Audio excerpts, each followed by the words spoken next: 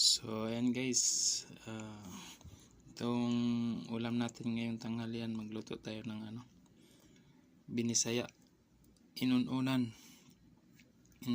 alumahan. Nakabili ako ng sa Bilihang Pinoy ng isda. So ito yung luto natin ngayon. Miss ko kasi yung sa lutong Bisaya, inununan. So ayan ang lahok natin, luya, bawang, lagyan natin ng kamatis para ma-enhance yung flavor, at saka sibuyas, dahon. So may paminta yan, bitsin, suka lang yan guys. So purong suka lang talaga yan para tumagal yung hindi mapanis. So makita mo parang nag-oil siya, nag-oily. Nilagyan ko ng mantika para masarap yung lasa. Tsaka nilagyan ko ng konting sili, paminta, o sa Tagalog paksiw.